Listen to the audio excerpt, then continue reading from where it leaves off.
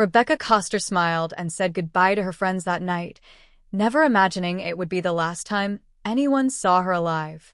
Within hours, she vanished, and every identifying feature of her was destroyed, leaving only one clue that would expose the horrifying truth.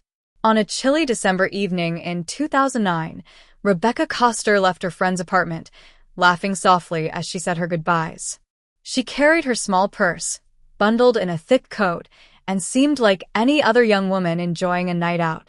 The streets were quiet, the occasional car passing by, and the city lights flickered against the icy sidewalks. Rebecca had always been careful, aware of her surroundings, and responsible, so it came as a shock when she never arrived home. Hours passed, and the messages she promised never came. Her family's concern quickly turned into panic. They tried calling and texting, retracing her steps in their minds, hoping she might have stayed somewhere to warm up or lost track of time. None of those explanations seemed to fit. Friends checked their phones, social media, and any place she might have gone, but there was no sign of her. By the early morning, the reality began to sink in. Rebecca had disappeared. She had no history of wandering off, no enemies, and no reason to vanish. Every corner of the neighborhood seemed familiar, yet she had slipped through it unnoticed. The police were called, and a missing person report was filed, but even the officers were uneasy. There was a sense in the air, a quiet that felt heavier than the night itself. Something about her disappearance didn't feel ordinary.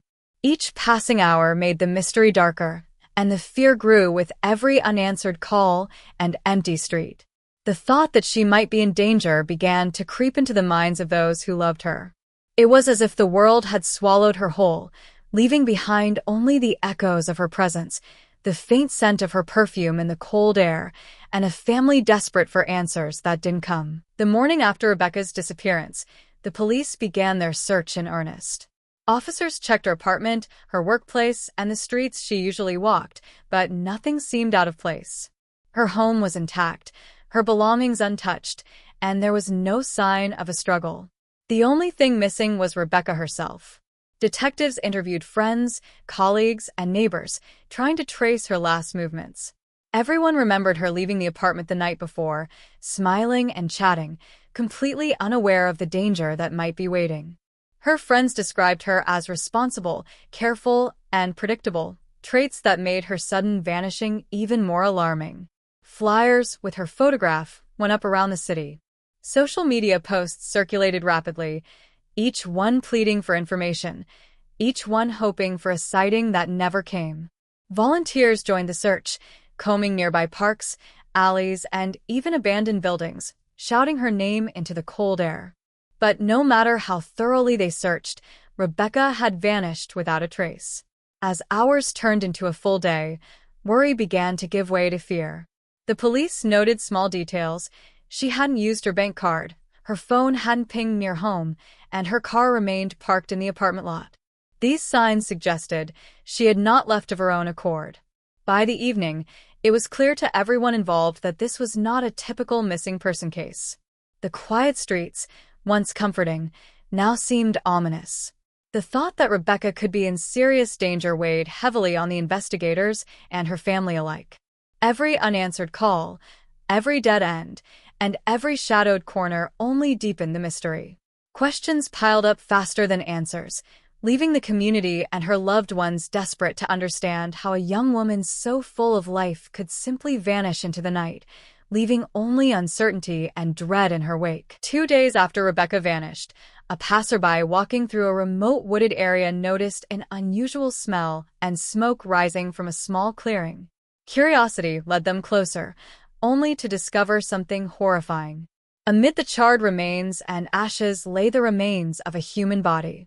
Police were called immediately, and investigators arrived quickly, securing the scene. As they worked, it became clear that the body had been burned so severely that nearly all identifying features were destroyed. Hair, skin, and clothes were reduced to ash and fragments, making it almost impossible to tell who the victim was. For detectives, the scene was one of the most disturbing they had ever encountered. Someone had gone to extreme lengths to ensure that the person could not be identified. The officers carefully collected every fragment, knowing that even the smallest piece could hold vital clues. Forensic experts later determined that accelerants had been used to intensify the fire. Burn patterns suggested the body had been placed deliberately in the pit, and attempts had been made to destroy any trace of the victim's identity. The realization was chilling. This was not a crime of passion or opportunity. It was methodical, planned, and cruel. For Rebecca's family, the discovery shattered whatever fragile hope remained. The thought that someone could commit such an act against their daughter, so thoroughly erasing her existence, was almost too much to bear. Friends and neighbors tried to reconcile the cheerful, kind woman they knew with the charred remains now being examined by forensic teams. As detectives continued their painstaking work, the one thought that haunted everyone was the same.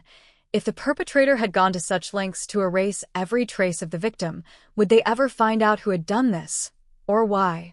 The questions lingered, heavy in the air, as the investigation took its first grim step into the horrifying truth behind Rebecca Koster's disappearance.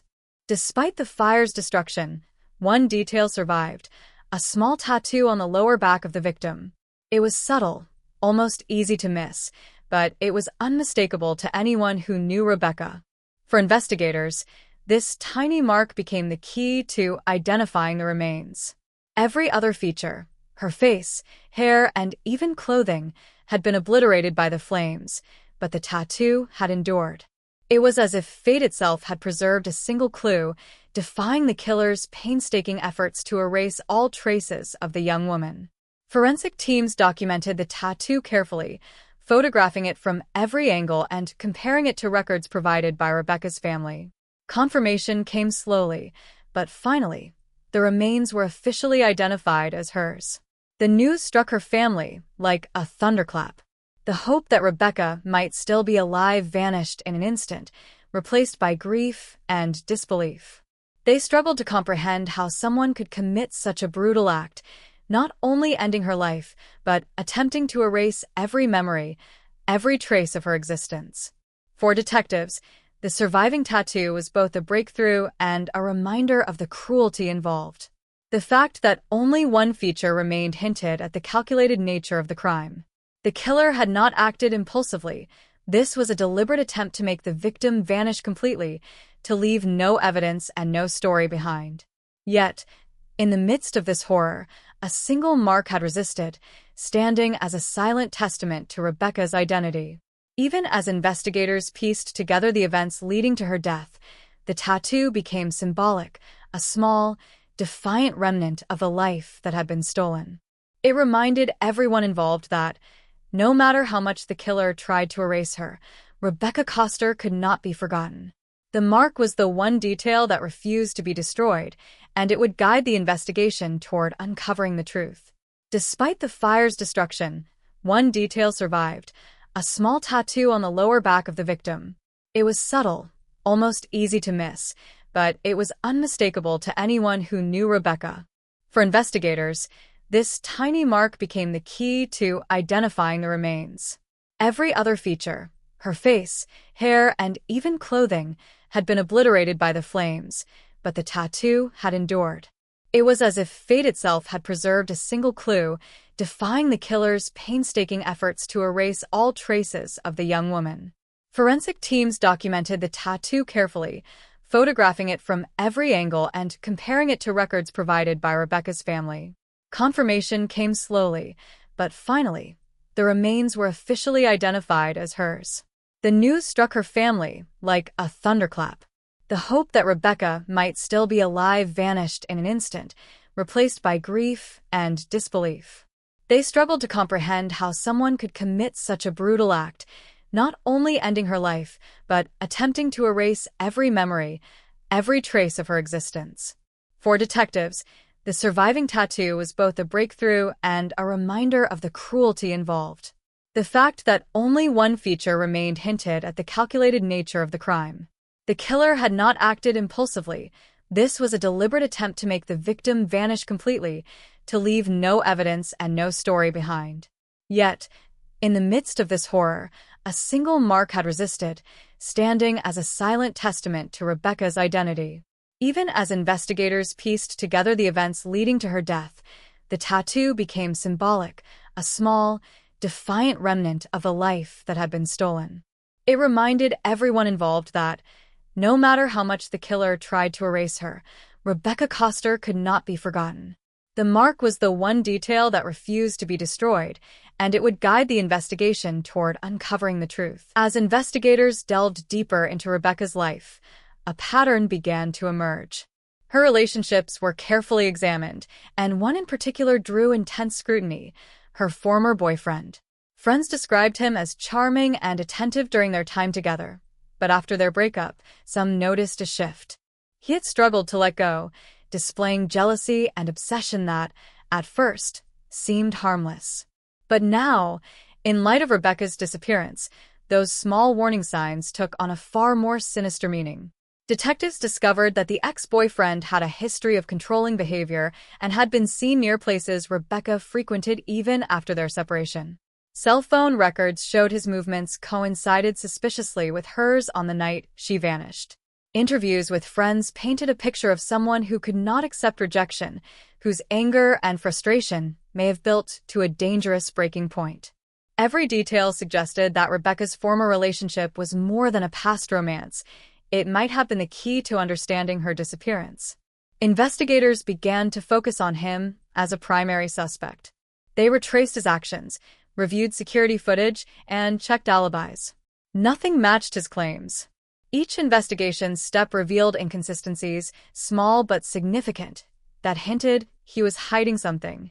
The puzzle pieces began aligning in a disturbing way. Someone with knowledge of her routines, someone with access to her trust, had lured her away. The realization weighed heavily on the team. The danger Rebecca faced did not come from a stranger in the shadows. It came from someone who had once been close to her. The betrayal added a chilling layer to the case, transforming it from a missing person investigation into a hunt for a calculated and personal act of violence. Every lead now pointed in one direction, but confirming the connection and gathering undeniable proof would take meticulous work, patience, and relentless determination. Forensic investigators returned to the burned site, determined to find any trace of evidence that could point to the killer. Despite the fire consuming nearly everything, careful examination revealed small fragments that had survived the intense heat. Pieces of clothing, a single button, traces of duct tape, and tiny amounts of accelerant clinging to the soil became crucial clues. Every fragment was meticulously catalogued and sent to the lab for analysis. These remnants painted a chilling picture. Rebecca had been restrained before the fire, confirming the investigators' growing fear that her death had been premeditated and deliberate. Lab results brought clarity and horror in equal measure. DNA from the fragments confirmed they belonged to Rebecca. Accelerant traces revealed that the fire had been deliberately intensified, showing a cold, calculated effort to destroy the body. Investigators could see the killer's plan in sharp relief. The intent was not only to end Rebecca's life, but to erase her from existence entirely. Every act had been designed to leave no evidence, no clues, and no chance of identification, except for the tattoo, the one feature the perpetrator could not destroy. The surviving evidence allowed detectives to begin reconstructing the exact sequence of events. Rebecca had been subdued, likely forcibly placed in the vehicle, and transported to the remote location. The fire had been started carefully, designed to burn all identifying features. Even seasoned officers were shaken by the meticulous cruelty evident in every detail. This was not a spontaneous crime. It was planned, executed, and calculated to the smallest degree. The forensic breakthrough gave investigators the confidence to narrow their focus. The surviving fragments told a story of obsession, rage, and deliberate destruction. They revealed the killer's intent and connected him more closely to Rebecca. What had seemed like a hopeless case of disappearance now held a path forward. 1. The investigation finally turned toward the man who had been close to Rebecca, the ex-boyfriend.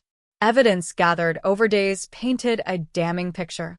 Phone records placed him near her apartment on the night she disappeared, and surveillance footage confirmed his presence in areas she had traveled. Small details, previously overlooked, began to form a coherent narrative.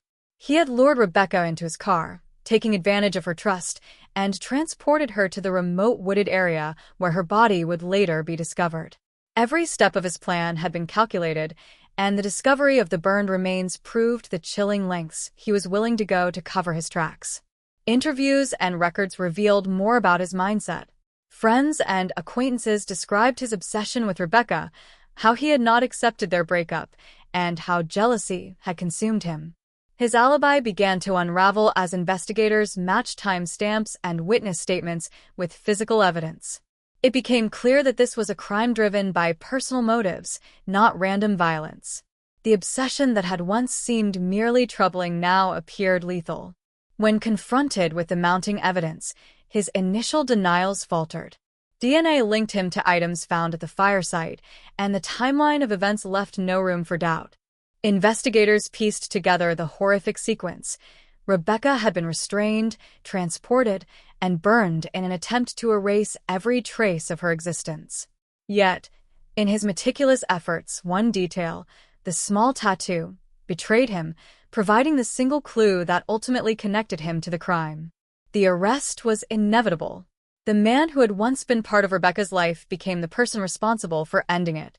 His calculated actions and desperate attempts to erase her identity exposed a dark obsession that had escalated into murder. The evidence was over. The courtroom was tense as the trial began. The details of Rebecca's murder were laid bare, horrifying everyone who followed the case. Evidence, meticulously collected over weeks, was presented with painstaking clarity. Surveillance footage, phone records, forensic reports, and witness testimonies painted a chilling picture of premeditation. The prosecution outlined the calculated steps the ex-boyfriend had taken, luring Rebecca into his car, restraining her, and transporting her to a remote location to commit the murder. They emphasized the deliberate effort to destroy every trace of her identity, from burning her body to leaving no personal belongings behind. For Rebecca's family, the trial was unbearable yet necessary. They relived every terrifying detail, every step of the crime, and yet, within the horror, they found a measure of relief. The surviving tattoo, the single mark that had preserved her identity, had ensured the investigation could lead to justice. It had withstood fire and destruction, standing as a silent testament to her life and a key to exposing her killer. The defense attempted to sow doubt, but the weight of evidence was undeniable. DNA, forensic analysis, and the survivor mark of the tattoo left little room for question.